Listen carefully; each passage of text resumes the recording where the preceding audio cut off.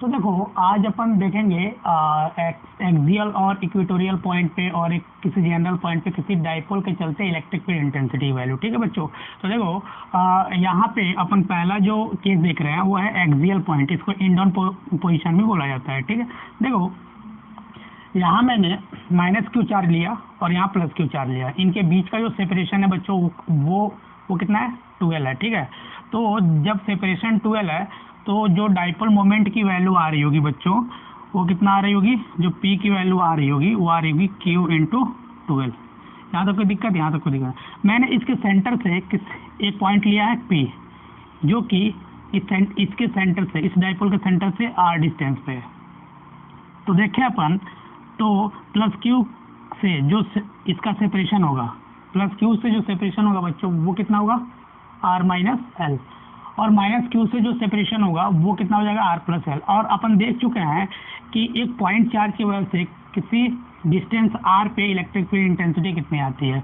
तो उसके बिहाफ पे अगर यहाँ पे देखें तो प्लस क्यू चार्ज की वजह से बच्चों electric field intensity P point पे राइटवर्ड आ रही होगी। क्योंकि ये डिस्टेंस ज़्यादा है, सॉरी ये डिस्टेंस कम है, तो इलेक्ट्रिक फील्ड इंटेंसिटी जो प्लस क्यू की वजह से आ रही होगी वो उसकी वैल्यू बड़ी होगी। और देखो ये सेपरेशन माइनस क्यू से जो है बहुत ज़्यादा है, तो इसकी वैल्यू कम आ रही होगी with respect to E plus. ठीक है, देखो तो अगर इस पॉइंट पे मैं नेट लिखूँ बच्चों तो E plus minus E minus लिखूंगा तो के क्यू बाई आर स्क्वायर, यहाँ से डिस्टेंस कितना हो जाएगा, आर माइनस एल का whole square minus k Q R plus L का होल स्क्वायर। अगर इसको मैं सिंपल गणित से सॉल्व करता हूँ तो ए प्लस बी का होल स्क्वायर माइनस बी का होल स्क्वायर 4abc के बराबर आता है। ठीक है बच्चों, तो यहाँ 4rl लिख दिया, और यहाँ देखो ए प्लस बी, ए माइनस बी इंटू ए प्लस बी कितना होता है, 10th में पढ़ के आए हैं, ए स्क्वायर माइनस बी स्क्वायर, तो इसका होल स्क्वायर लिख दिया। सिंपल गणित देख लेना।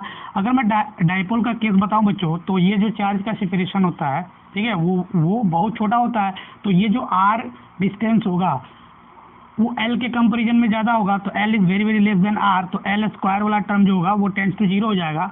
तो इस व्याप पे अपन ईपी को लिखे तो ये एक्सप्रेशन लिख सकते हैं K Q 4rl divided by R का पावर 4, यहाँ से एक पावर नीचे कम हो जाएगा क्योंकि नोमीटर में आ रहा है, तो अपन 2k into 2l divided by R cube. और अभी अपन देखें q इंटू 2l की वैल्यू को p लिख सकते हैं, तो E due to axial point 2kp divide by R cube आता है। यहाँ देखने वाली बात यह है बच्चों कि यहाँ पे जो नेट आ रहा था वो आ रहा था इधर, और अपन जब डाइपोल मोमेंट का डायरेक्शन देखें हैं तो डाइपोल मोमेंट का डायरेक्शन भी इधर ही आ रहा है। मतलब कहने का बात यह है कि एक्सियल पॉइंट पे जो इलेक्ट्रिक फील्ड इंटेंसिटी का डायरेक्शन आता है बच्चों वो डाइपोल मोमेंट के डायरेक्शन के पैरेलल आता है। देखो तो अपन इस एक्सप्रेशन को ऐसे लिख सकते हैं, बिल्कुल लिख सकते हैं, कोई दिक्कत नहीं है। ठीक है, तो अपने को याद रखने वाली ये बात है बच्चों कि एक्सियल पॉइंट पे डाइपोल के, ठीक है, जो इलेक्ट्रिक फील्ड इंटेंसिटी का मैग्नीट्यूड आता है ये आता है 2kp divided by are cube. Derivation करने नहीं बैठना है, ठीक है, इस एक्सप्रेशन को याद रखना है। चलो अगर मैं दूसरा केस लूँ बच्चों तो दूसरा केस है इक्वेटोरियल पॉइंट पे। क्या है, इक्वेटोरियल पॉइंट। इक्वेटोरियल पॉइंट को बच्चों ब्रॉडन साइड भी बोलते हैं। ठीक है, ठीक है बच्चों, देखो तो अगर अपन देखें इलेक्ट्रिक फील्ड ड्यू टू,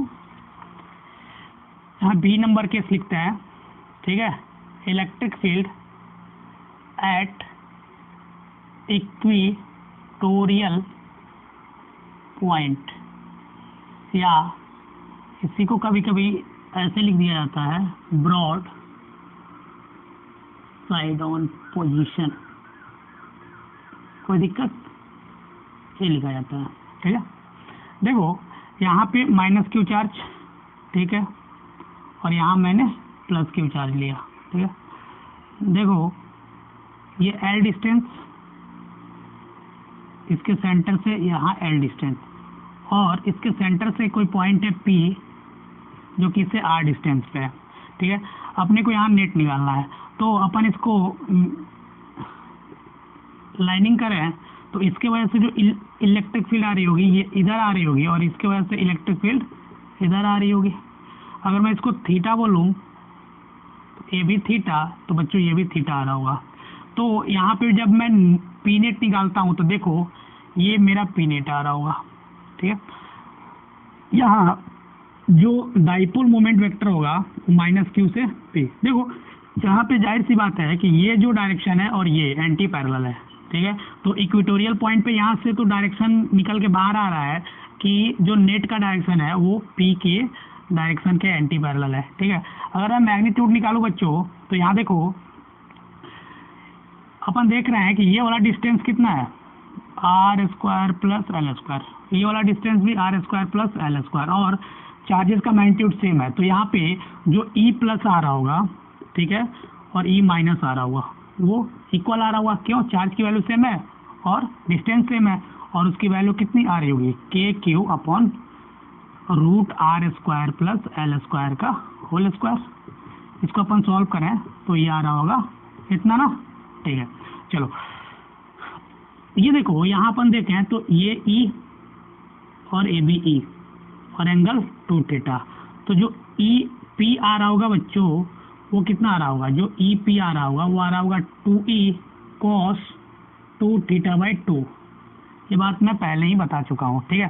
तो देखो तो ई पी की जो वैल्यू आ रही है वो आ रही है 2 इंटू कॉस थीटा। अगर इस ट्रायंगल से डालूँ तो l upon root under are square plus L square आ रहा होगा इक्वल टू 2 ई की वैल्यू डालूँ K Q divided by are square plus L square, ठीक है, इनटू एल होगा रूट अंडर कितना हो जाएगा R square plus L square. यहाँ तक कोई दिक्कत? यहाँ तक कोई दिक्कत नहीं होगा।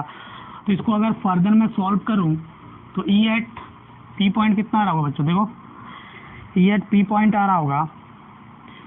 इस केस में जो ई एट पी पॉइंट आ रहा होगा देखो ये आ रहा होगा 2 K Q L divided by are square plus L square का पावर 3/2। चलो इस एक्सप्रेशन को थोड़ा सा रीअरेंज करते हैं बच्चों, तो क्या आ रहा होगा K Q into 12 divided by are square plus L square का पावर 3/2। तो अगर मैं डाइपोल का केस निकालूं फॉर डाइपोल क्या हो जाएगा, R is very very greater than L, तो एल स्क्वायर टेंस टू 0। तो ई एट पी निकालूं जो कि ई एट इक्वेटोरियल है, इसकी मैग्नीट्यूड कितनी आ रही होगी देखो के क्यू 12 डिवाइडेड बाई आर का पावर 3। चलो क्यू इंटू 12 को क्या लिख दूँ पी, तो यहाँ लिखूंगा तो k P divided by are cube आ रहा होगा, इक्वेटोरियल की वैल्यू, यह है मैग्नीट्यूड। अगर मैं डायरेक्शन वाइज लिखूँ बच्चों तो ई इक्वेटोरियल होगा के P divided by are cube minus P cap होगा ना। ये माइनस पी कैप क्यों सर? क्योंकि जो ई इक्वेटोरियल है वो है एंटी, ठीक है, पैरेलल टू, ठीक है बच्चों, एंटी पैरेलल टू पी। यहाँ तक कोई दिक्कत? यहाँ तक कोई दिक्कत नहीं है। अगर यहाँ थोड़ा सा बात देखें बच्चों, थोड़ा सा नोट लिखे हैं, तो यहाँ अपन देख रहे हैं कि E axial is equal to -2 times E equatorial. अगर मैं वेक्टर फॉर्म में लिखता हूँ तो अगर मॉड वाइज लिखूँ E axial is equal to 2 times, ठीक है, ये मॉड लिखा हुआ 2 टाइम्स ई इक्वेटोरियल, ठीक है। यहाँ जानने वाली बात यह है, ठीक है। ये माइनस क्योंकि एक्सियल और इक्वेटोरियल का जो इलेक्ट्रिक फील्ड इंटेंसिटी का डायरेक्शन है बच्चों वो एंटी पैरेलल आता है, ठीक है, एंटी पैरेलल आता है। देखो अगर मैं इसको ऐसे दिखाऊं, देखो अगर थोड़ा सा मैं इसको ऐसे दिखाऊं, देखना जैसे ए माइनस क्यू चार्ज ए प्लस क्यू चार्ज, ठीक है। इसको थोड़ा सा नीचे दिखाते हैं, ठीक है, यहाँ दिखाते हैं ए माइनस क्यू चार्ज और a plus q charge, a l distance a b l distance, ठीक है। यहाँ एक पॉइंट था P जो कि क्या था ई एक्सियल, एक्सियल पॉइंट था। तो यहाँ पे जो ई एक्सियल आ रहा था बच्चों, यहाँ पे P का डायरेक्शन क्या है, देखो यहाँ पे जो P का डायरेक्शन है वो ऐसे है, ठीक है। मान लो कि यहाँ एक पॉइंट है जो कि इक्वेटोरियल पॉइंट है, यहाँ इक्वेटोरियल पॉइंट है P, यहाँ एक्सियल पॉइंट है P, ठीक है। तो यहाँ पे जो बच्चों आ रहा था, ये आ रहा था ई एक्सियल इधर, और इसकी वैल्यू आ रही थी 2kp divide by are cube.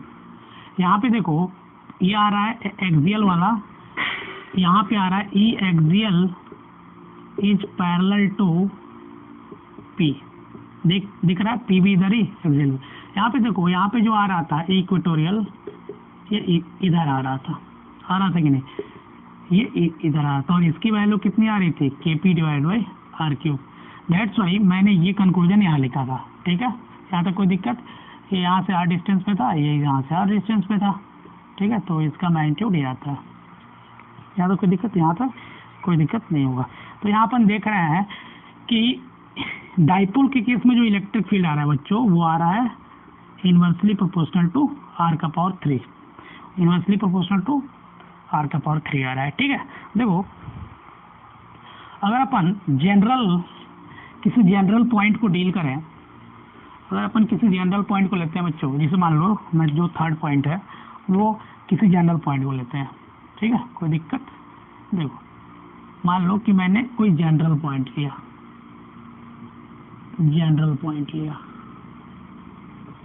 देखो कोई जनरल पॉइंट लिया, देखो यहाँ पे ये माइनस क्यू और ये प्लस क्यू, ये इसका सेंटर, ठीक है, एल और एल, ये पी है ना इधर, और कोई पॉइंट है यहाँ पे जनरल पॉइंट जो कि इससे ये इसको रफ कर दो, ये पी है, ठीक, ये जो है ये पी है, कोई थीटा, और यहाँ एक पॉइंट है पी जो कि डाइपोल के साथ थीटा डिग्री पे लाइज करता है। अगर इस पॉइंट पे बच्चों मैं चाहता हूँ इलेक्ट्रिक फील्ड इंटेंसिटी निकालूं, तो देखो इस डाइपोल को अपन क्या करते हैं, रिजॉल्व कर लेते हैं। जैसे ही रिजॉल्व करूंगा तो एक डाइपोल मेरे को ऐसे मिल रहा होगा, इसकी वैल्यू आ रही होगी P sin थीटा, और एक डाइपोल ऐसे मिल रहा होगा P cos थीटा, कोई दिक्कत। अगर मैं देखूं फॉर P sin थीटा, मैं इस डाइपोल को देखूं जो कि मैं रिजॉल्व किया हूं, तो P जो है बच्चों वो इक्वेटोरियल पॉइंट होगा, जो P लाई कर रहा है ये इससे 90 डिग्री पे लाई कर रहा है, तो ये इक्वेटोरियल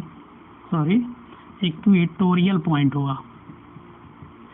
और अपने को ये बात पता है कि इक्वेटोरियल पॉइंट पे जो इलेक्ट्रिक फील्ड इंटेंसिटी आती है वो कितना आती है, kp बाई आर क्यू। तो यहाँ पे इसके वजह से मैं क्या बोल रहा हूँ, इसके वजह से जो आ रही होगी ये इधर आ रहा होगा और एंटी पैरेलल, तो E due to P sin theta लिखता हूँ, ठीक है।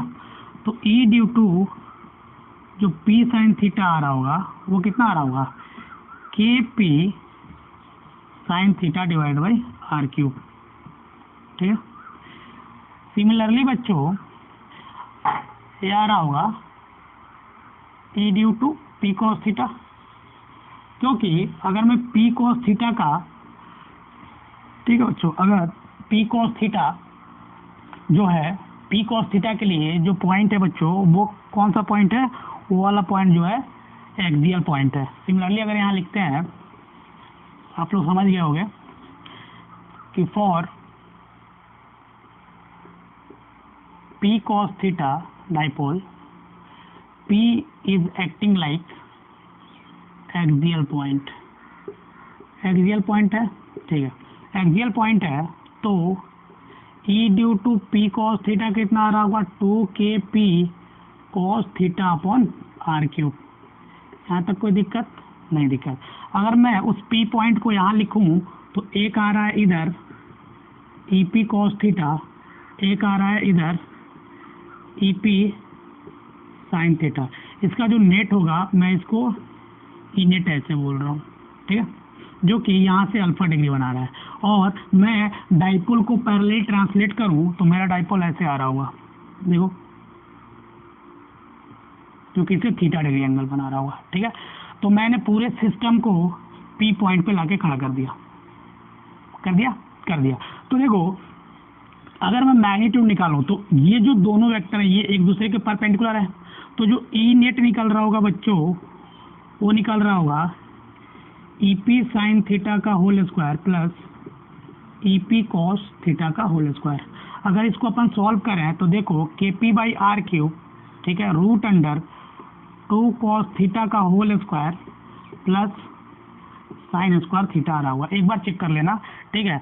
अगर इसको फर्दर सॉल्व करते हैं तो k P by are cube, ठीक है, यहाँ पे आ रहा होगा 4 cos square theta plus sine square theta.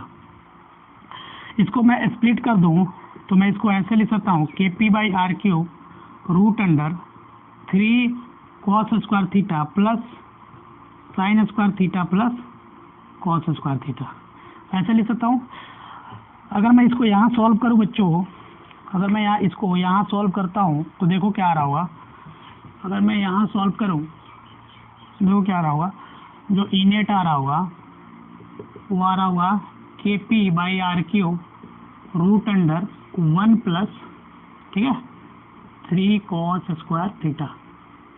नहीं आ रहा होगा, ये आ रहा होगा, ठीक है, क्योंकि sign square theta plus cos square theta की वैल्यू 1 आती है। तो मैंने ई नेट निकाल लिया, ठीक है। अब ई नेट का डायरेक्शन क्या निकालूं? ई नेट का डायरेक्शन निकालना होगा तो कैसे निकालूं? अगर मेरे को डायरेक्शन निकालना है तो डायरेक्शन के लिए मैं अगर अल्फा निकालूं, अल्फा क्या है? एंगल विथ किसे? ईपी कॉस थीटा, ये है ना। चलो तो अल्फा की वैल्यू निकालूं तो देखो tan अल्फा की वैल्यू अपन लिख सकते हैं, देखो ई P sine theta divide by E P cos theta. Value डालोगे तो यहाँ ई पी साइन थीटा में क्या आता है बताओ? साइन थीटा का कंपोनेंट आ रहा होगा, देखो K P sine theta by are cube, और इसकी वैल्यू आ रही होगी 2 K P cos theta by are cube. देखो क्या क्या कैंसिल हो रहा है, ये कैंसिल, ये नीचे का कैंसिल, ठीक है। बच रहा होगा tan अल्फा बराबर 1/2 tan थीटा। तो अपन अल्फा की वैल्यू लिख सकते हैं tan inverse of 1/2 tan theta, लिख सकते हैं ना। चलो अगर एंगल अपने को, अगर एंगल पी से पूछ दे तो देखो जो एंगल आ रहा होगा वो आ रहा होगा अल्फा प्लस थीटा। देखो पी वेक्टर से जो नेट का एंगल आ रहा है वो कितना आ रहा है? Alpha plus theta, alpha plus theta ही आ रहा ना, तो मैं अल्फा प्लस थीटा लिख दिया। तो अल्फा निकाल चुके हैं, tan inverse of half tan theta, और अपने को थीटा गिवन रहेगा, ठीक है। इसको ऐसे कैलकुलेट किया जा सकता है। यहाँ तक कोई दिक्कत? यहाँ तक कोई दिक्कत नहीं हुआ होगा ना। चलो तो ये था जनरल पॉइंट पे electric field intensity due to dipole, ठीक है बच्चों। चलो तो अब अपन बात करने जा रहे हैं मतलब पोटेंशियल के बारे में, कि इलेक्ट्रिक डाइपोल की वजह से पोटेंशियल की वैल्यू क्या आएगी। देखो अपन जो डील करने जा रहे टॉपिक वो है electric potential due to dipole. Dipole की वजह से इलेक्ट्रिक पोटेंशियल देखने जा रहा है।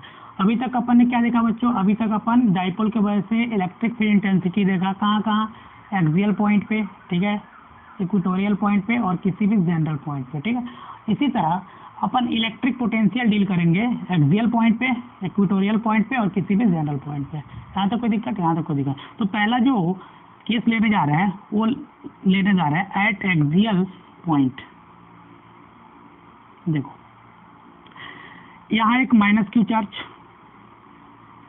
यहाँ एक प्लस क्यू चार्ज, ये एल ए एल, ठीक है। कोई पॉइंट है इसके एक्सिस पे, यहाँ पे पी, जो कि इसके सेंटर से आर डिस्टेंस पे, क्योंकि इसके सेंटर से कितने डिस्टेंस पे? आर डिस्टेंस पे। देखो तो अगर मैं यहाँ पे पोटेंशियल लिखूँ बच्चों, तो पोटेंशियल लिखूंगा due to minus q charge और due to plus q charge. Minus q charge की वजह से लिखूँ तो टोटल सेपरेशन यहाँ से आर प्लस एल आ रहा होगा, देखो यहाँ से आर प्लस एल आ रहा होगा और यहाँ से डिस्टेंस आर माइनस एल आ रहा होगा, ठीक है। तो यहाँ मैं लिख दूँ minus k Q upon r plus l plus k Q upon r minus l. इसको अपन सॉल्व करें तो माइनस के क्यू कॉमन निकालो बच्चों, तो ये आ रहा होगा R minus L minus R plus L. ये सिंपल गणित है, इसको तो आप सॉल्व कर लोगे, करोगे तो क्या आ रहा होगा, देखो ये R plus L minus R minus L divided by are square minus L square. इसको फर्दर सॉल्व करते हैं अपन, तो आ रहा होगा के क्यू, इस ब्रैकेट को ओपन करोगे तो यहाँ माइनस आर आ रहा होगा, यहाँ प्लस है तो कैंसिल, तो यहाँ 12 आ रहा होगा डिवाइडेड बाई यहाँ देखो R square minus L square. यहाँ तक कोई दिक्कत, यहाँ तक कोई दिक्कत नहीं है। तो वीपी जो आ रहा हो बच्चों यहाँ पे k Q into 2L divided by are square minus L square आ रहा है, ठीक है। अगर मैं इसको यहाँ सॉल्व करूँ, देखो अगर यहाँ सॉल्व करता हूँ तो वीपी कितना आ रहा होगा, देखो अगर मैं यहाँ सॉल्व करूँ तो वीपी आ रहा होगा, डाइपोल के लिए सॉल्व कर रहा हूँ, ठीक है। तो फॉर डाइपोल लिखता हूँ बच्चों, अगर फॉर डाइपोल लिखूँ तो जो एल स्क्वायर का टर्म होगा वो टेंस टू 0 चला जाएगा, ठीक है। तो वीपी लिखूँगा तो बताओ क्या आ रहा होगा, K Q into 2L divided by are square, ठीक है। तो वीपी की वैल्यू लिख दूँ के पी बाई आर स्क्वायर। चलो मतलब वी एट एक्सिस जो आ रहा है, वी जो एक्सिस पे आ रहा है वो आ रहा है के पी बाई आर स्क्वायर। एक पॉइंट चार्ज की वजह से बच्चों, एक पॉइंट चार्ज की वजह से देखे थे कि पोटेंशियल 1/r के फॉर्म में आता था, यहाँ पे पोटेंशियल जो आ रहा है 1/r स्क्वायर का फंक्शन है, ठीक है। तो ये है एक्सियल पॉइंट पे। अगर मैं इक्वेटोरियल पॉइंट पे देखो बच्चों, देखो अगर एट इक्वेटोरियल पॉइंट बात करूं तो देखो क्या आ रहा होगा, एट इक्वेटोरियल पॉइंट यहाँ पे मान लो माइनस क्यू चार्ज है और यहाँ प्लस क्यू चार्ज, और यहाँ एक पॉइंट पी है जो कि आर डिस्टेंस पे एल है, ये एल है, ठीक है। ये सिंपल सा है। देखो यहाँ से डिस्टेंस कितना होगा, root under are square plus L square. यहाँ से डिस्टेंस कितना आ रहा होगा, root under are square plus L square. और अपने को पता है कि पोटेंशियल क्या है बच्चों, स्केलर क्वांटिटी है, स्केलर क्वांटिटी है। तो अपन सिंपल अलजेब्रा लगाएंगे, सिंपल अलजेब्रा से सॉल्व करते हैं। देखो क्या आ रहा होगा, वी एट पी आ रहा होगा, वो आ रहा होगा V minus q plus V plus q की वजह से, तो minus k Q upon root under are square plus L square plus k Q upon root under are square plus L square. ये देखो ये 0 आ रहा होगा। तो अगर मैं बोलूँ V at equator is equal to 0, equatorial point पे जो, ठीक है बच्चों, जो इक्वेटोरियल पॉइंट होता है वहाँ पे जो पोटेंशियल आता है वो 0 आता है। मतलब मैं अगर यहाँ बोलूँ कि ये डाइपोल है माइनस क्यू और प्लस क्यू, ठीक है, ये इसकी इक्वेटोरियल लाइन है, तो ये जो इक्वेटोरियल लाइन होगी बच्चों, इस पे बहुत सारे पॉइंट्स होंगे, ये इक्वी पोटेंशियल होगा। मतलब इस लाइन पे लाई करने वाला पोटेंशियल होगा वो 0 होगा, ठीक है। देखो यहाँ से डिस्टेंस सेम होगा, यहाँ से यहाँ से यहाँ से यहाँ से यहाँ से, ठीक है, यहाँ से, ठीक है। तो ये जो होगी वो इक्वी पोटेंशियल लाइन होगी, इक्वी पोटेंशियल लाइन होगी, ठीक है बच्चों, ये इक्वी पोटेंशियल लाइन होगी, ठीक है। अगर मैं किसी जनरल पॉइंट की बात करूँ बच्चों, तो देखो मैं जनरल पॉइंट की बात करता हूँ, तो देखो अगर पोटेंशियल जनरल पॉइंट के लिए लिखें बच्चों तो सेम कंसेप्ट लगाएंगे, जैसे at general point, general point की बात कर रहे हैं। देखो यहाँ एक माइनस क्यू चार्ज, यहाँ एक प्लस क्यू चार्ज, इसका डायरेक्शन इधर, इसके सेंटर से एल है, ये एल है, इसके सेंटर से एक पॉइंट है यहाँ पी जो कि थीटा पे है, ठीक है, कोई दिक्कत नहीं। देखो इस डाइपोल को मैं रिजॉल्व करूँ तो ये कह रहा हुआ पी साइन थीटा और एक आ रहा होगा इधर ही पी कॉस थीटा, दो डाइपोल बन रहे होंगे। तो for P sine theta, P sine theta के लिए जो पी पॉइंट है बच्चों, वो बताओ क्या, जो पी पॉइंट है पी साइन थीटा के लिए वो इक्विटोरियल पॉइंट है। और अपन अभी देखे थे कि ई इक्विटोरियल जो होता है, सॉरी वी इक्विटोरियल जो होता है बच्चों होता है 0। सिमिलरली अगर मैं for p cos theta dipole देखूँ तो पी जो है एक्सियल पॉइंट है, एक्सियल पॉइंट है। तो V due to p cos theta जो आ रहा होगा वो आ रहा होगा के P cos theta by are square, अपन देख चुके थे। ठीक है, तो देखो, तो अगर वी पी पे लिखूं तो लिखूंगा V P sine theta plus V P cos theta, दोनों का सम होगा 0 plus sorry K P cos theta by are square. तो अगर मैं जनरल पॉइंट पे लिखता हूँ तो जो पी आ रहा होगा वो आ रहा होगा के P cos theta by are square. इसको मैं फर्दर यहाँ लिखूँ,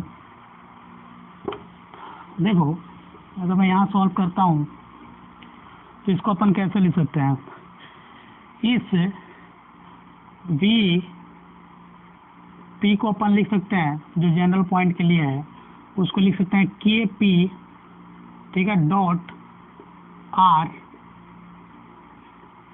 unit vector divide by are square. ठीक है, अपन यूनिट वेक्टर को क्या लिखते हैं, ये लिख देंगे। तो इसको अगर इसमें डालो तो k p dot r divided by are cube आ रहा होगा।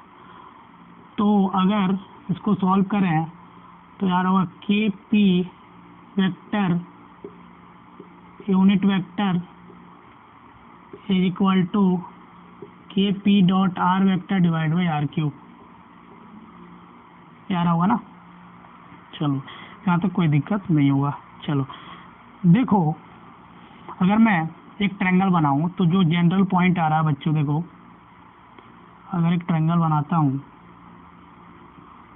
और ये ओरिजिन है इसका और यही पॉइंट पी था और ये थीटा था और यहाँ डाइपोल था, ठीक है, ठीक, कोई दिक्कत, A R A plus Q और ए माइनस क्यू। अगर मैं इसको 4 पार्ट में बांटूँ तो ये फर्स्ट पार्ट, ये सेकेंड, ये थर्ड और ये फोर्थ। तो इस क्वाड्रेंट में जो वी आ रहा होगा वो पॉजिटिव आ रहा होगा, इस क्वाड्रेंट में जो वी आ रहा होगा वो नेगेटिव आ रहा होगा, इस क्वाड्रेंट में जो वी आ रहा होगा नेगेटिव आ रहा होगा, इस क्वाड्रेंट में वी जो आ रहा होगा वो पॉजिटिव है। किस भी आप अपन बताएं, अपने को पता है कि ये कॉस थीटा का फंक्शन आ रहा है। कॉस थीटा जो होता है वो फर्स्ट और फोर्थ क्वाड्रेंट में पॉजिटिव होता है, बाकी दो में नेगेटिव होता है। यहाँ तक कोई दिक्कत, यहाँ तक कोई दिक्कत नहीं हुआ। इस बिहाफ पे मैंने इसको इस सर्कल को बनाया मैंने ना, इस सर्कल को मैंने बनाया है, ठीक है। देखो, तो मैं यहाँ एक पॉइंट देता हूँ, यहाँ 2, यहाँ 3 और यहाँ 4। चलो यहाँ तक कोई दिक्कत, यहाँ तक कोई दिक्कत नहीं हुआ। चलो मैंने 4 पॉइंट दिया। तो फर्स्ट और थर्ड पॉइंट इस डाइपोल के लिए एक्सियल पॉइंट है, ठीक है बच्चों। जो पॉइंट्स फर्स्ट एंड थर्ड है वो है एक्सियल पॉइंट। क्या बच्चों, एक्सियल पॉइंट, ठीक है। चलो अगर V1 लिखूं तो प्लस के पी अपॉन आर स्क्वायर लिखूंगा जो कि V मैक्सिमम होगा, क्योंकि यहाँ पे जो एंगल बन रहा है वो 0 डिग्री बन रहा है, ठीक है।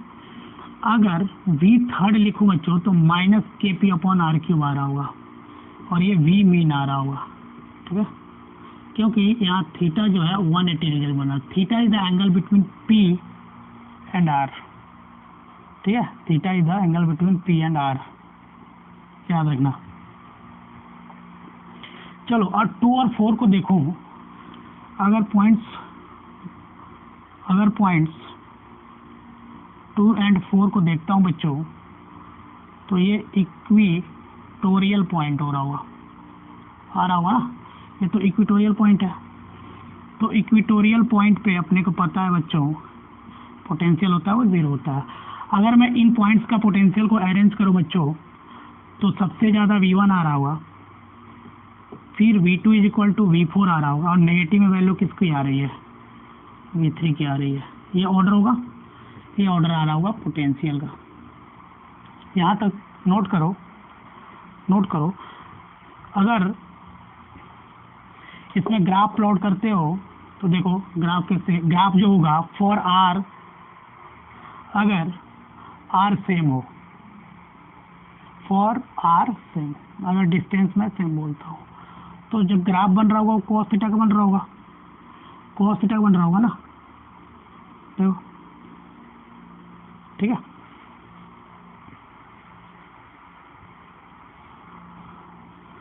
यहाँ 90 डिग्री, यहाँ 270 डिग्री, ठीक है। तो यहाँ आप पॉइंट्स मैच कर सकते हो, यहाँ 180 डिग्री, तो यहाँ पे V मिन रहा है, V मिनिमम मिल रहा है ना, V वर्सेस थीटा का कर्व है। V मिनिमम कितना आ रहा है, माइनस KP/r²। V मैक्स मिल रहा है यहाँ, कितना मिल रहा है बताओ, प्लस KP/r²। ये फर्स्ट, ठीक है, ये सेकेंड पॉइंट, ये थर्ड और ये फोर्थ, ठीक है बच्चों, कोई दिक्कत। और यहाँ 360 डिग्री लिख लेना, यहाँ तो कोई दिक्कत नहीं होगा, यहाँ तक कोई दिक्कत नहीं है। तो देखो ये था potential due to electric dipole. क्या था बच्चों, potential due to electric dipole, ये था potential due to electric dipole. अब अपन बात करने जा रहे हैं, अगर इलेक्ट्रिक डाइपोल को इलेक्ट्रिक फील्ड में प्लेस करते हैं तो क्या होता है, ठीक है। देखो यहाँ लिखो heading, electric dipole is in electric field. जो पहला केस ले रहा हूँ बच्चों, वो ले रहा हूँ यूनिफॉर्म इलेक्ट्रिक फील्ड का। अगर यूनिफॉर्म इलेक्ट्रिक फील्ड में अगर डाइपोल को अपन प्लेस करते हैं तब देखो, मैं मानता हूँ कि यूनिफॉर्म इलेक्ट्रिक फील्ड ऐसे है, ठीक है। मैंने यहाँ पे एक डाइपोल प्लेस कर रखा है, यहाँ माइनस क्यू चार्ज है और यहाँ प्लस क्यू चार्ज है, और ये सेपरेशन एल है, और ये थीटा डिग्री पे।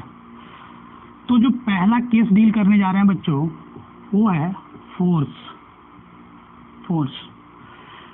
देखो अगर किसी भी चार्ज को इलेक्ट्रिक फील्ड में रखते हैं, यूनिफॉर्म इलेक्ट्रिक फील्ड में, तो उससे फोर्स कितना लगता है, देखो इधर लग रहा होगा Q इंटू ए, इधर कितना लग रहा होगा Q इंटू ए, ठीक है। तो अगर नेट फोर्स पूछें आपसे, तो force on minus q charge plus force on plus q charge, तो ये आ रहा होगा minus Q A plus Q A, इसकी वैल्यू आ रही होगी 0। तो यूनिफॉर्म इलेक्ट्रिक फील्ड में अगर डाइपोल रखा हुआ है बच्चों, तो जो नेट फोर्स आता है वो 0 आता है ऑलवेज। ये हमेशा के लिए सही है, हमेशा आएगा, हमेशा। अगर वो डाइपोल यूनिफॉर्म इलेक्ट्रिक फील्ड में रखा हुआ है बच्चों, तो हमेशा नेट फोर्स क्या रहा हुआ, 0। अच्छा, नेट फोर्स 0 आने का मतलब क्या है, कि ये डाइपोल के पास कोई ट्रांसलेटरी मोशन नहीं होगा, ये डाइपोल ट्रांसलेटरी मोशन नहीं कर रहा होगा। इसका मतलब है नेट फोर्स 0 आने का मतलब है बच्चों, नो ट्रांसलेशन ऑफ डाइपोल, मतलब ट्रांसलेटरी मोशन नहीं है इसके पास, ठीक है। जो दूसरा केस अपन देखने जा रहे हैं वो यह है बच्चों कि टॉर्क कितना आ रहा होगा, देखो जो दूसरा पॉइंट है वो है टॉर्क, कि टॉर्क कितना आ रहा होगा, इसको अपन टाउ से दिखाते हैं, ठीक है। तो अगर मैं किसी चार्ज के अबाउट टॉर्क निकालूं, तो यहाँ कपल जनरेट होगा, देखो इक्वल में अपोजिट फोर्स जो है इसको रोटेट करने की कोशिश कर रहे हैं। तो अगर मैं टॉर्क देखूं, तो जो टॉर्क की वैल्यू आ रही होगी एक फोर्स इनटू उनके बीच का सेपरेशन, ठीक है। तो टॉर्क की वैल्यू आ रही होगी क्यू एल इंटू ई, और ये जो डिस्टेंस होगा वो परपेंडिकुलर डिस्टेंस, तो ये आएगा एल साइन थीटा। तो यहाँ अपन ये टॉर्क जो लिखते हैं, जो टॉर्क होता है वो आर परपेंडिकुलर इंटू एफ होता है, ठीक है। तो यहाँ एल साइन थीटा लिखना पड़ेगा अपने को, क्या लिखना पड़ेगा, एल साइन थीटा इंटू ए, ठीक है। कोई दिक्कत नहीं है। मैं इसको थोड़ा सा रीअरेंज करूँ तो मैं इसको ऐसे लिख सकता हूँ, और Q इंटू एल इस केस में देखो डाइपोल मोमेंट की वैल्यू आ रही होगी, तो मैं P लिख सकता हूँ Q इंटू एल को, तो यहाँ P लिख दो, तो PE साइन थीटा। तो जो टॉर्क का मैग्नीट्यूड आ रहा है वो PE साइन थीटा आ रहा है। अगर मैं इसको वेक्टर फॉर्म में लिखूँ तो मैं लिखूंगा P cross E, cross product, ठीक है, P क्रॉस E लिख रहा हूँ, कोई दिक्कत। तो यहाँ जो टॉर्क आ रहा है बच्चों वो थीटा पे डिपेंड कर रहा है। देखो यहाँ पे टॉर्क जो है ये इस डाइपोल के orientation with respect to E, theta is the angle between P vector and E vector, ठीक है। तो देखो यहाँ जो टॉर्क आ रहा है बच्चों वो फंक्शन है थीटा का, तो साइन थीटा जहाँ 0 होगा वहाँ पे टॉर्क 0 होगा, ठीक है। मतलब टॉर्क मे और मे नॉट बी 0। क्यों ऐसा, क्योंकि torque is the function of trigonometric identity which is sine theta. तो साइन थीटा जहाँ जहाँ 0 आएगा वहाँ टॉर्क 0 आ रहा होगा बच्चों, ठीक है। यही रीजन है कि अपन बोलते हैं in uniform electric field when dipole is placed net force is always 0 but torque may और मे नॉट बी 0, ठीक है। चलो तो सर ठीक है, तो मिनिमम कब आएगा, मिनिमम तब आएगा जब साइन थीटा मिनिमम आएगा, ठीक है। तो अपन देखें तो टॉर्क जो होगा वो मिनिमम आएगा, ठीक है, 0 डिग्री और 180 डिग्री पे, और टॉर्क जो है वो मैक्सिमम आएगा जब साइन मैक्सिमा होगा, साइन मैक्सिमा होता है 90 डिग्री पे। यहाँ तक कोई दिक्कत नहीं है। तो अपन इसको यहाँ लिखते हैं, तो अपन देखें कि टॉर्क जो है वो क्या आता है, जो टॉर्क आता है बच्चों वो आता है P साइन थीटा। अगर थीटा 0 डिग्री है, थीटा 90 डिग्री है और थीटा 180 डिग्री है, तब क्या होगा, ठीक। थीटा 0 होने का मतलब इलेक्ट्रिक फील्ड और P पैरेलल, इलेक्ट्रिक फील्ड इधर है और P इसके परपेंडिकुलर है। इस केस में इलेक्ट्रिक फील्ड इधर है और मेरा डाइपोल मोमेंट है वो इधर है, ठीक है बच्चों, यहाँ तो कोई दिक्कत नहीं हुआ। तो टॉर्क साइन 0 टॉर्क इस केस में 0 आ रहा होगा। यहाँ टॉर्क कितना आ रहा होगा, P के बराबर, और यहाँ भी टॉर्क 0 आ रहा होगा, ठीक।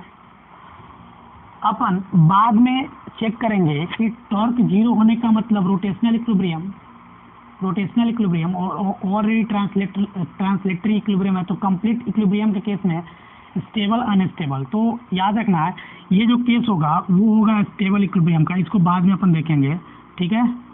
ये नॉट इन इक्विलिब्रियम केस, ठीक है, ये अनस्टेबल इक्विलिब्रियम होगा। अभी अपन बात करेंगे थोड़ी देर बाद कि ये ऐसा क्यों होता है, अभी के लिए बस लिख लो, ठीक है। चलो यहाँ तो कोई दिक्कत नहीं। जो दूसरा केस ले रहे हैं बच्चों, जो केस 2 है वो है कि if electric dipole is placed in non uniform electric field, case 2 is ठीक है, dipole placed in non uniform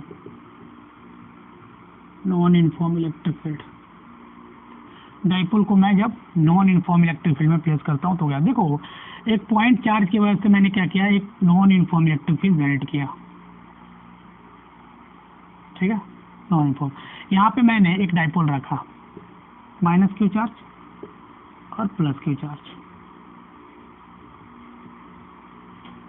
ठीक है, कोई दिक्कत नहीं हुआ। देखो यहाँ पे जो इलेक्ट्रिक फील्ड होगी उसकी वैल्यू कुछ और होगी, यहाँ पे इलेक्ट्रिक फील्ड होगी उसकी वैल्यू कुछ और होगी, ठीक है। तो अगर मैं पहला केस फोर्स की बात करूँ तो क्या फोर्स इस बार 0 होगा? सोचो, क्योंकि आपको पता है कि यहाँ R कम है तो इलेक्ट्रिक फील्ड ज़्यादा होगी, तो E1 इज ग्रेटर देन। और अपन फील्ड लाइंस की बात करें तो यहाँ पे डेंसर लाइंस हैं, तो यहाँ जो इलेक्ट्रिक फील्ड का मैग्नीट्यूड होगा इससे ज़्यादा होगा। तो अपन देखें तो फोर्स जो नेट लिखूंगा, force on minus q charge plus force on plus q charge. Force on minus q charge जो आ रहा होगा बच्चों वो इधर आ रहा होगा, और force on plus q charge आ रहा होगा इधर, और जो नेट फोर्स आ रहा होगा इधर ही आ रहा होगा, ठीक है। देखते हैं तो यहाँ Q इंटू E1, ठीक है, प्लस Q इंटू E2। यहाँ इसको सॉल्व करें बच्चों, Q बाहर निकालें तो E1 माइनस E2 के बराबर आ रहा होगा। तो क्या इस बार नेट फोर्स 0 है? Net force is not equal to 0, ठीक है। इस केस में नेट फोर्स 0 नहीं आ रहा है। टॉर्क की वैल्यू निकालें तो टॉर्क जो है यहाँ पे कभी 0 नहीं हो सकता ना, कभी भी 0 नहीं हो सकता। टॉर्क पे 0 हो सकता है और नहीं भी हो सकता है, क्योंकि वो साइन थीटा का फंक्शन होता है। तो फोर्स अगर अपन निकालते हैं बच्चों तो सर ठीक है, ये ठीक है, लेकिन फोर्स का एक्सप्रेशन क्या आएगा अगर अपने को निकालना होगा तो नॉन यूनिफॉर्म के केस में। तो अपन इसको 11th क्लास के एक छोटा सा कंसेप्ट से डिराइव करने की कोशिश कर रहे हैं। अपने को पता है कि force is equal to minus du/dr होता है। अपन बाद में पढ़ेंगे कि u जो आता है वो P डॉट E आता है, ठीक है। यहाँ तो कोई दिक्कत नहीं। तो जो f की वैल्यू आ रही है बच्चों वो आ रही होगी माइनस P डॉट d/dr। तो अगर अपन यूनिफॉर्म का केस देखें, अगर यूनिफॉर्म इलेक्ट्रिक फील्ड का केस देखें बच्चों, तो यूनिफॉर्म इलेक्ट्रिक फील्ड में मैग्नीट्यूड कांस्टेंट, तो कांस्टेंट का डिफरेंशिएशन 0, तो f जो है हमेशा 0 आएगा। लेकिन अगर वही नॉन यूनिफॉर्म इलेक्ट्रिक फील्ड है, ठीक है बच्चों, अगर नॉन यूनिफॉर्म इलेक्ट्रिक फील्ड है तो जो फोर्स की वैल्यू आ रही होगी वो minus P dot product d/dr आ रही होगी। यहाँ तक तो कोई दिक्कत नहीं होगा, यहाँ तक कोई दिक्कत नहीं होगा। देखो ठीक है, तो यहाँ पर देखें तो फोर्स मे और मे नॉट भी 0, मे और मे नॉट, ठीक है। टॉर्क जो होगा वो मे और मे नॉट, यहाँ मे और मे नॉट आएगा ना, ठीक है बच्चों, क्योंकि कॉस थीटा का फंक्शन है। यहाँ पे टॉर्क मे और मे नॉट, ठीक है। यहाँ तो कोई दिक्कत नहीं हुआ होगा, ठीक है। देखो इसके बिहाफ पे एक सवाल देता हूँ मैं आपको। सवाल ये है, देखना कि सवाल ऐसा है कि d/dx को 1 वोल्ट पर मीटर स्क्वायर दिया हुआ है, ठीक है, 1 वोल्ट पर मीटर स्क्वायर गिवन अपने को, ठीक है। आपको बताना है फोर्स ऑन डाइपोल कितना होगा, फोर्स ऑन डाइपोल कितना आ रहा होगा, ये सवाल है, ठीक है। अभी मैं कंप्लीट कर रहा हूँ सवाल को, ठीक है। यहाँ माइनस क्यू चार्ज है, यहाँ प्लस क्यू चार्ज है, ठीक है। तो P वेक्टर इधर होगा, चलो ठीक है। ये इलेक्ट्रिक फील्ड है जो कि नॉन यूनिफॉर्म नेचर की है, ठीक है, नॉन यूनिफॉर्म नेचर की है, ठीक है। यहाँ गिवन है कि यहाँ पे जो वो है ऐसा, और यहाँ पे जो फोर्स लग रहा है ऐसा, मतलब ये नॉन यूनिफॉर्म इलेक्ट्रिक फील्ड है। इसके वजह से आपको फोर्स बताना है।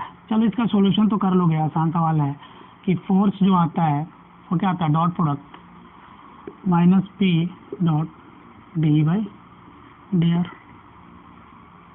ठीक है, इसको मैं सॉल्व करूँ तो जो फोर्स की वैल्यू आ रही होगी, देखो मैग्नीट्यूड लिख रहा हूँ तो फोर्स की वैल्यू आ रही होगी, तो P की वैल्यू P लिख देता हूँ। ठीक है, डी बाई डी आर की वैल्यू 1 गिवन है, तो ये P न्यूटन आ रहा होगा, P Newton, this is the unit. हाँ,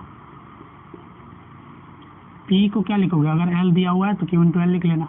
ठीक है, क्या मान लो ये L दिया हुआ है।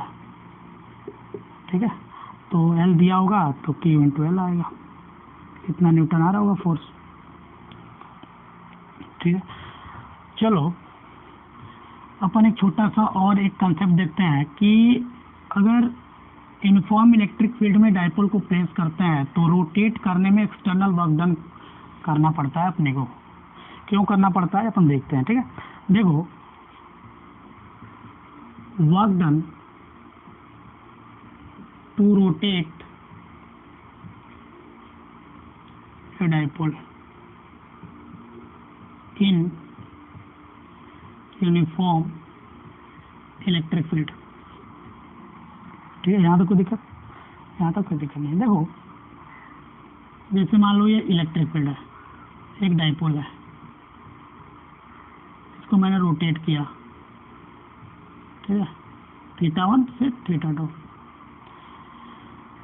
इसमें वर्क डन करना पड़ा होगा मेरे को। देखो ये P मतलब यहाँ माइनस क्यू चार्ज, यहाँ प्लस क्यू चार्ज, तो इससे फोर्स इधर क्यू हुई और इससे फोर्स इधर क्यू हुई, तो ये एक कपल जनरेट हो रहा है। तो अगर एक्सटर्नल वर्क डन तो करना पड़ेगा ना, मेरे को इसको रोटेट कराना है, तो ये इसकी टेंडेंसी है ऐसे मूव करने की, नीचे डाउनवर्ड मतलब क्लॉकवाइज, लेकिन अपन इसको एंटी क्लॉकवाइज मूव कर रहा है, तो अपने को एक्सटर्नल वर्क डन करना पड़ेगा।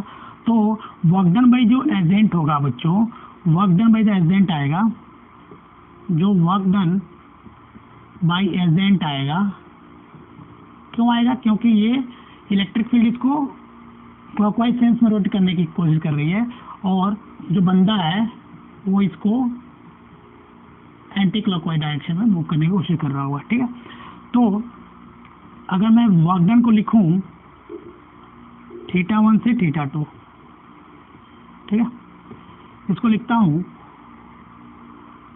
टॉर्क डी थीटा, कहाँ से कहाँ तक, θ1 से θ2, तो W θ2 माइनस W θ1 की जो वैल्यू आ रही होगी बच्चों, टॉर्क की वैल्यू होती है PE integration sine theta d theta, θ1 से θ2।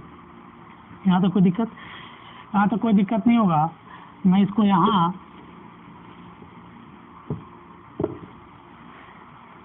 यहाँ इंटीग्रेट कर रहा हूँ, तो W θ1 माइनस W θ2 की जो वैल्यू आ रही होगी बच्चों, PE और साइन थीटा का इंटीग्रेशन होता है माइनस कॉस थीटा, θ1 से θ2। इसको अपन सॉल्व करें तो आ रहा होगा PE cos θ1 minus cos θ2। This is the work done by external agent to rotate the dipole. मान लो, ठीक है, चलो यहाँ तक कोई दिक्कत नहीं है, यहाँ तक कोई दिक्कत नहीं है। तो अगर वर्क डन एक्सटर्नल एजेंट के द्वारा दिया हुआ है तो वर्क डन बाई फील्ड कितना आ रहा होगा, तो वर्क डन बाई फील्ड अगर negative of work done by the agent, तो अगर वर्क डन बाई फील्ड लिखे बच्चों तो मैं इसमें माइनस से जैसे मल्टीप्लाई करूँगा तो cos θ2 पहले आएगा, cos θ1 बाहर आ रहा होगा। तो आपसे अगर इस केस में work done with the field पूछ रहा है तो P cos θ2 माइनस cos θ1 आ रहा होगा, और work done with the agent पूछ रहा है तो P cos θ1 माइनस cos θ2 आ रहा होगा। ठीक है, यहाँ तक कोई दिक्कत नहीं होगा, यहाँ तक आपको कोई दिक्कत नहीं हुआ होगा। देखो अगर मैं कुछ केस देखूं, अगर मान लो थीटा जो है 0 डिग्री से अपन theta is equal to 180 degree तक वर्क डन करा है, तो वर्क डन बाई जो एजेंट आ रहा होगा बच्चों वो कितना आ रहा होगा, यहाँ वैल्यू डालोगे तो cos 0 1 और cos 180 डिग्री माइनस 1, तो ये आ रहा होगा 2P इंटू ए। तो वर्क डन बाई एजेंट इस केस में आ रहा होगा 2PE, जो कि minus of work done by the field आ रहा होगा। ठीक है, अगर मैं θ1 को 0 रखूँ और थीटा 2 को बच्चों कितना रखता हूँ, फिर मान लो मैं थीटा 2 को रखता हूँ 90 डिग्री, ठीक है।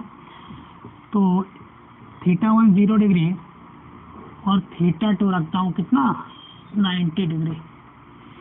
तो जो वर्क डन बाय एजेंट आ रहा होगा बच्चों वो आ रहा होगा PE cos 0 degree minus cos 90 degree. तो यह आ रहा होगा PE के बराबर, क्योंकि cos 90 होता है 0। ये है वर्क डन बाय एजेंट। इसी केस में अगर आपसे वर्क डन बाय फील्ड पूछता तो आप लिख देते सिर्फ माइनस का PE। ये कुछ पॉइंट्स हैं, ठीक है। चलो एक और पॉइंट देखते हैं। अगर थीटा 1 को 90 डिग्री और थीटा 2 को थीटा करें तो वर्क डन बाय एजेंट कितना आ रहा है, तो वर्क डन बाय एजेंट आ रहा है वो आ रहा है PE cos 90 degree minus cos theta, ठीक है। cos 90 कितना होता है 0, तो ये आ रहा होगा माइनस cos थीटा। इसको मैं लिख दूँ तो माइनस PE cos थीटा लिखूंगा। तो इस केस में जो work done by the agent आ रहा है वो आ रहा है माइनस PE cos थीटा, ठीक है, माइनस PE cos थीटा। चलो एक सवाल देखते हैं। सवाल ये है कि देखना सवाल ऐसा है, 0 डिग्री से 90 डिग्री पर जाने में जो work done by the agent है बच्चों वो W है। तो आपको बताना है टॉर्क ऑन फाइनल पोजीशन कितना होगा। कोई दिक्कत देखो, चलो तो इसका छोटा सवाल है। वर्क डन बाय एजेंट अभी अपन लिखे थे क्या होता है PE cos theta 1 minus cos theta 2। देखो तो यहाँ लिखूंगा PE cos थीटा 1 की value 0 degree cos 0 degree minus cos 90 degree ना। चलो इसकी वैल्यू कितनी आ रही होगी PE cos 0 1, तो ये वैल्यू आ रही होगी PE, इसकी वैल्यू W के बराबर दिया हुआ है। अगर मैं टॉर्क फाइनल पोजीशन पे पूछता हूँ, टॉर्क फाइनल पोजीशन मतलब टॉर्क कहाँ पे 90 डिग्री पे, तो कितना होगा PE sin 90 डिग्री, तो ये आ रहा होगा PE के बराबर। मतलब जो टॉर्क होगा फाइनल पोजीशन पे वो W के बराबर ही आ रहा होगा, क्योंकि PE की वैल्यू W के बराबर है। कोई दिक्कत, यहाँ तक कोई दिक्कत नहीं होगा, यहाँ तक आपको कोई दिक्कत नहीं होगा। चलो एक और छोटा सवाल करते हैं। सवाल ये है बच्चों कि एक यूनिफॉर्म इलेक्ट्रिक फील्ड में L लेंथ का, देखना सवाल है, ये सवाल थोड़ा सा अच्छा देखो, ये इलेक्ट्रिक फील्ड है यूनिफॉर्म। यहाँ पे मैंने इनिशियली ऐसा रॉड रखा है जो कि परपेंडिकुलर है। इस रॉड का मास M और लेंथ L है, ठीक है, ऐसा है। जो पूछा है सवाल वो ये पूछा है कि आपको ये बताना है, ठीक है, इनिशियल एंगुलर एक्सेलरेशन कितना आएगा। और जो इनिशियल एंगुलर एक्सेलरेशन कितना आ रहा होगा, ठीक है। जो दूसरा पार्ट है बच्चों इसका वो ये है work done by field to make it parallel to electric field, ये कितना आ रहा होगा, ठीक है। जो तीसरा पार्ट है बच्चों वो है एंगुलर एक्सेलरेशन कितना आ रहा होगा। एंगुलर एक्सेलरेशन पूछा आपसे, angular acceleration when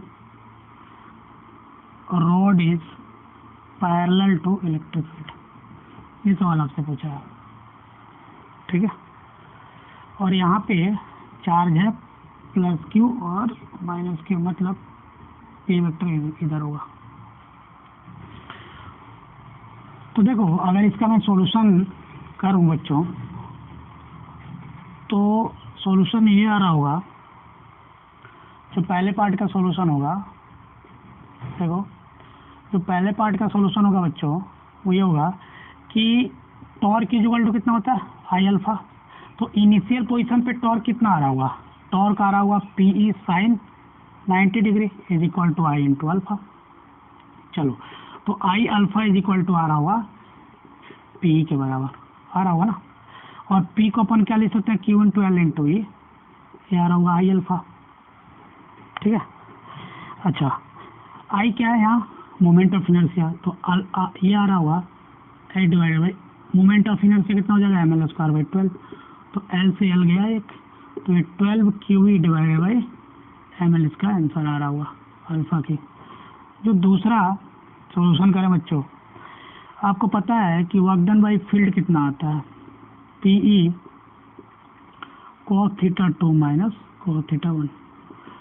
cos theta 2 कितना होगा जब वो पैरेलल जा रहा है, cos थीटा 1 क्या है जब वो 90 डिग्री पे। ठीक है, तो इसकी वैल्यू आ रही होगी पी ई cos 90 0 और इसका 1, तो पी के बराबर आ रहा होगा, पी के बराबर आ रहा होगा। ठीक है, और पी के बराबर तो पी को क्या लिखो Q into L into a, तो ये होगा वर्क डन बाई फील्ड। आसान सा सवाल था। जो तीसरा पार्ट है बच्चों वो है कि आपको बताना है एंगुलर एक्सेलरेशन जब वो पैरेलल हो जाए ना, तो वर्क एनर्जी थ्योरम तो पता है, work done with all the forces equal to change in kinetic energy. तो इसके हेल्प से अपन बोले तो work done is equal to change in kinetic energy. Initial तो 0 है, फाइनल कितना है half I omega square angular kinetic energy. Work done तो अपने को पता है, वर्क डन कितना है क्यू एल ई के बराबर, निकाल के रखे हैं क्यू एल ई के बराबर। तो देखो यहाँ से जो ओमेगा स्क्वायर आ रहा होगा 2 क्यू एल, ठीक है, into E divided by I, तो जो ओमेगा की वैल्यू आ रही होगी root under 2 Q L E divided by I, where I is moment of inertia.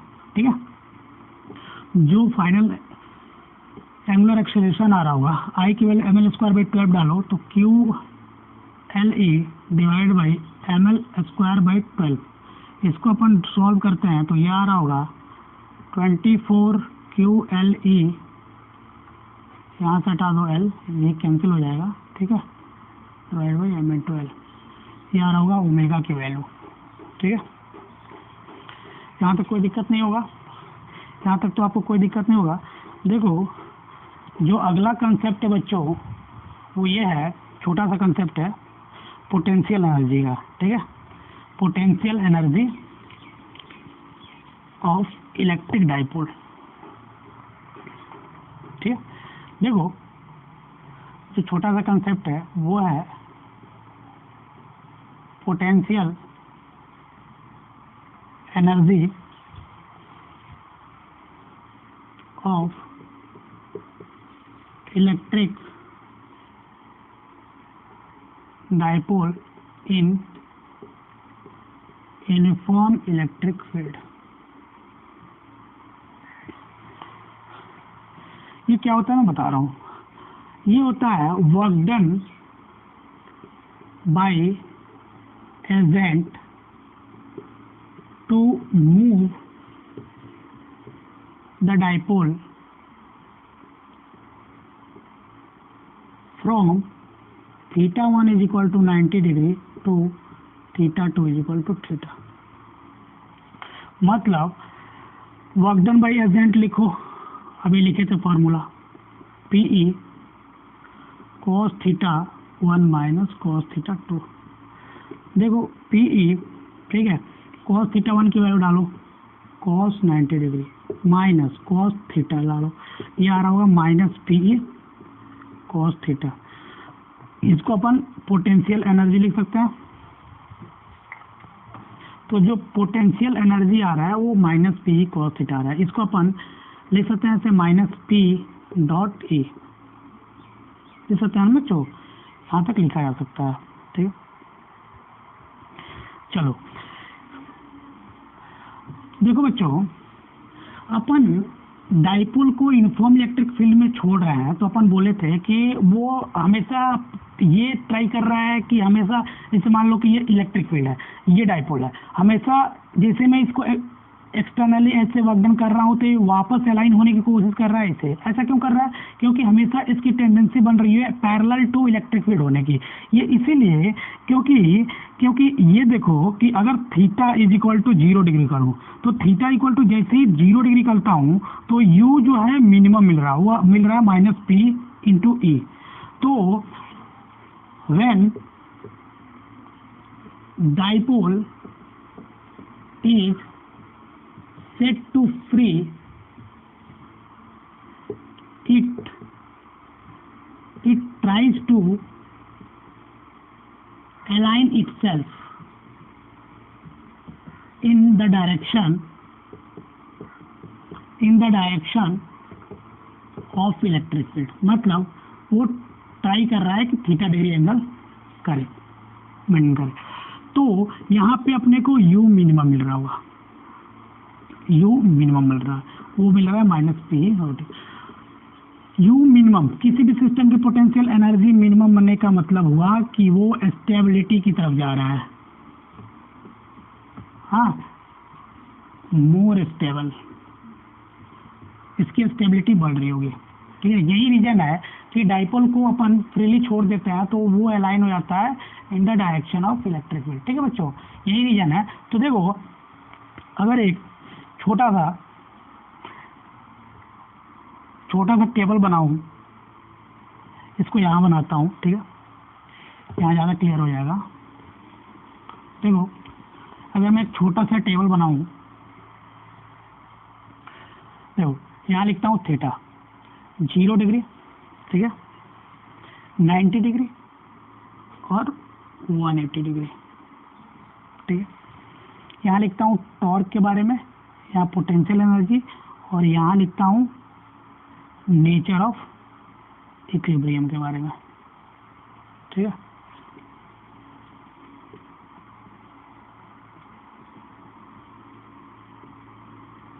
ठीक है बच्चों, चलो, टॉर्क का फॉर्मूला कितना होता है? PE sine theta, potential energy का माइनस पीई कॉस थीटा। ठीक है, चलो 0 डालो तो ये 0 आ रहा होगा। ठीक है, यहाँ आ रहा होगा, देखो minus PE. Potential energy minimum, minimum का मतलब स्टेबल इक्विलिब्रियम। चलो साइन 90 तो ये पी आ रहा होगा। ठीक है, ये कितना आ रहा होगा? 0। ये कोई इक्विलिब्रियम है? क्योंकि टॉर्क ही 0 नहीं है तो ये इक्विलिब्रियम नहीं है। ठीक है बच्चों, चलो यहाँ टॉर्क 0, क्योंकि साइन 180 डिग्री कितना होता है? 0। यहाँ पे कॉस 180 डिग्री की वैल्यू -1 होती है, तो माइनस और माइनस प्लस, तो यहाँ प्लस पी। तो यहाँ मिल रहा है मैक्सिमम और यहाँ मिल रहा था मिनिमम। तो मैक्सिमम पोटेंशियल एनर्जी होने का मतलब इक्विलिब्रियम है, मैक्सिमम पोटेंशियल एनर्जी है उस इक्विलिब्रियम के पास, तो ये अनस्टेबल इक्विलिब्रियम होगा। क्या होगा बच्चों? अनस्टेबल इक्विलिब्रियम हो रहा होगा। क्या हो रहा होगा? अनस्टेबल इक्विलिब्रियम आ रहा होगा। ठीक है बच्चों, ठीक है। देखो, इसका मतलब ये हुआ कि ये है इलेक्ट्रिक फील्ड और ये है डाइपोल मोमेंट। तो यहाँ थीटा कितना है? 0 डिग्री।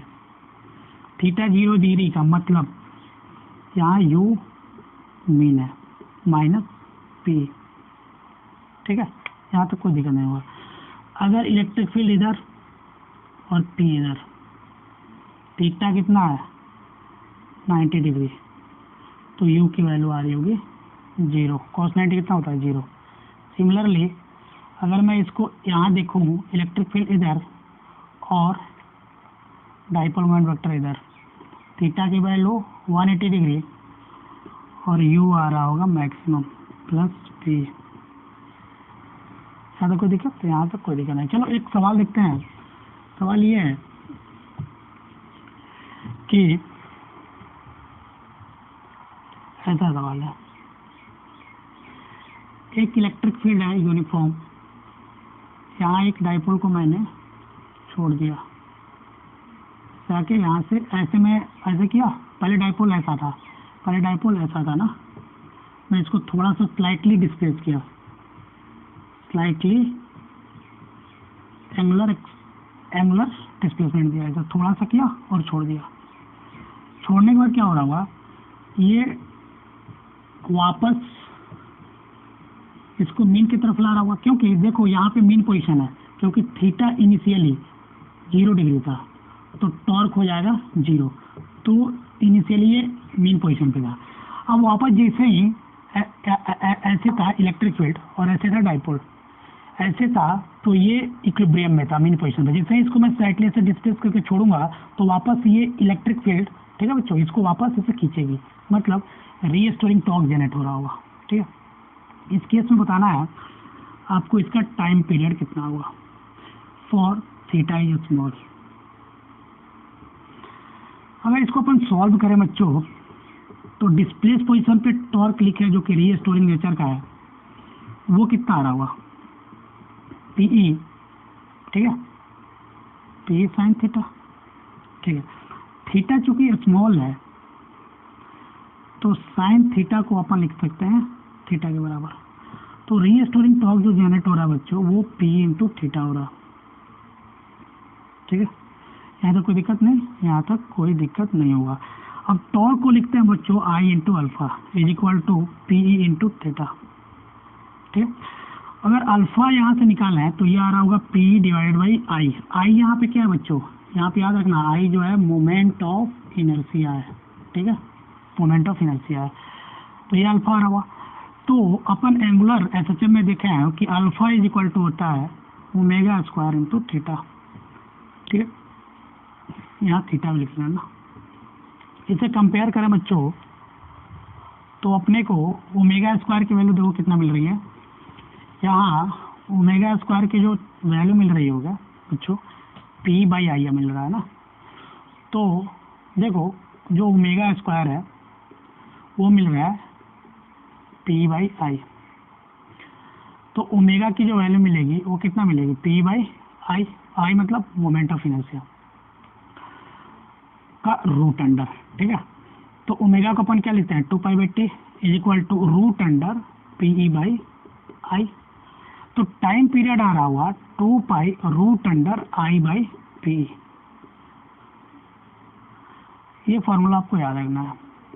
अगर एक यूनिफॉर्म इलेक्ट्रिक फील्ड में किसी डाइपोल का टाइम पीरियड पूछा जाए, ठीक है, तो ये आएगा 2π आई बाई पी। ठीक है, ठीक है ना बच्चों, ठीक है। तो देखो आई क्या है यहाँ, मोमेंट ऑफ इनर्शिया, पी क्या है, डाइपोल मोमेंट, क्या है, डाइपोल मोमेंट। ठीक है बच्चों, ई क्या है, इलेक्ट्रिक फील्ड इंटेंसिटी का मैग्नीट्यूड। ठीक है, इलेक्ट्रिक फील्ड इंटेंसिटी। ठीक है बच्चों।